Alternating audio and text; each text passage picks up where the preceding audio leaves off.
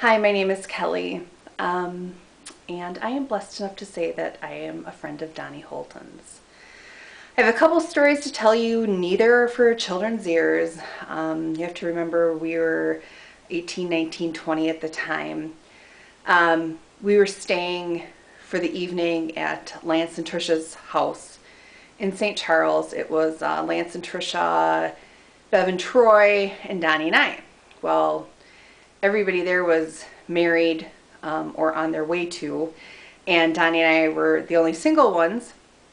And we decided we were going to spend the night and, not drink and drive. And the only place for us to sleep, there was a small love seat, or there was a pull-out bed. So they asked if we minded sleeping on the pull-out bed together, which Donnie's like a little brother to me. So I was like, absolutely not. We definitely can sleep there, no problem. So we spent the night. When I woke up in the morning, Donnie was all 6 foot whatever of him was on this teeny tiny love seat. How he got on there, I had no idea. I don't remember him leaving bed. And I thought, what in the heck? And I thought, well, I must have just taken the covers away from him or whatever. So then I had said something to Bev and Troy about it.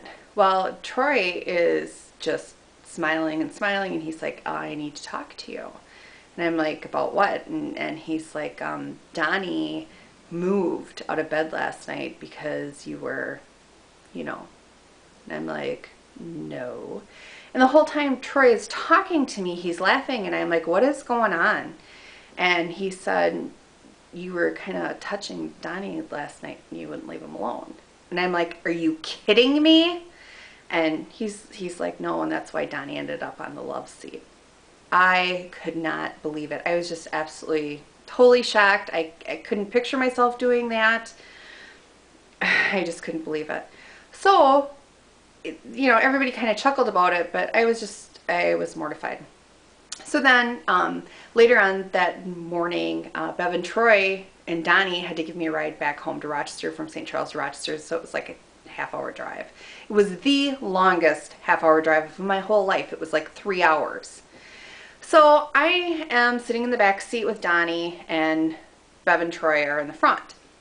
As we're driving home, anytime that Donnie and I were near each other in the seat, he would like move over and try to get as close as he could to the door.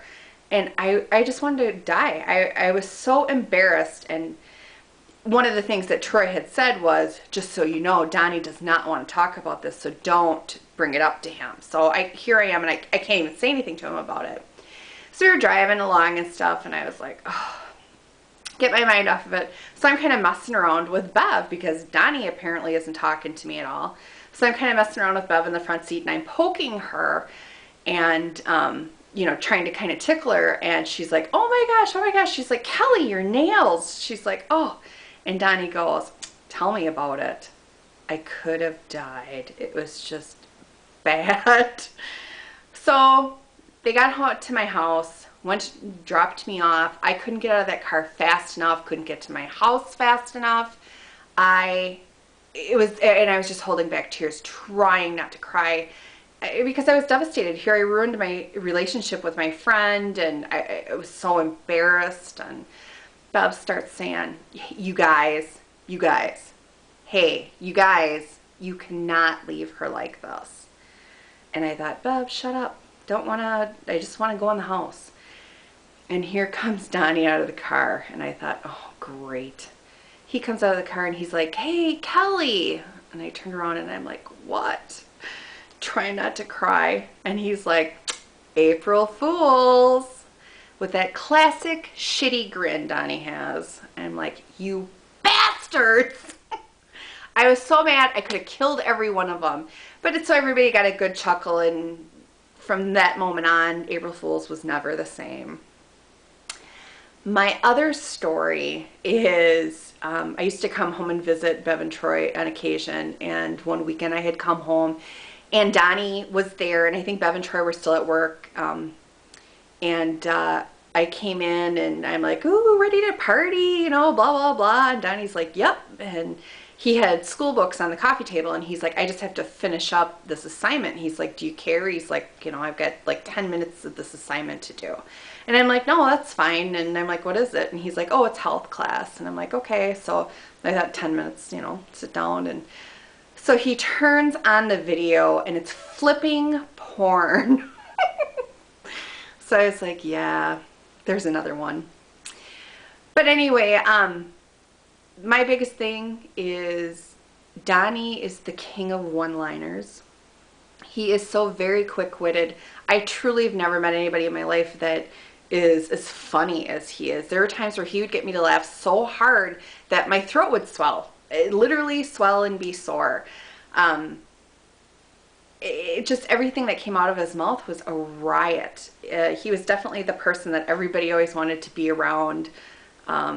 And the other side of him is the constant upbeat. Donnie is one of those people that you just feel good being in his presence. You just feel good, feel happy. You can't have a bad time with him. It's just impossible. So I can honestly say I have been truly blessed to be Donnie's friend, and I think the world of him.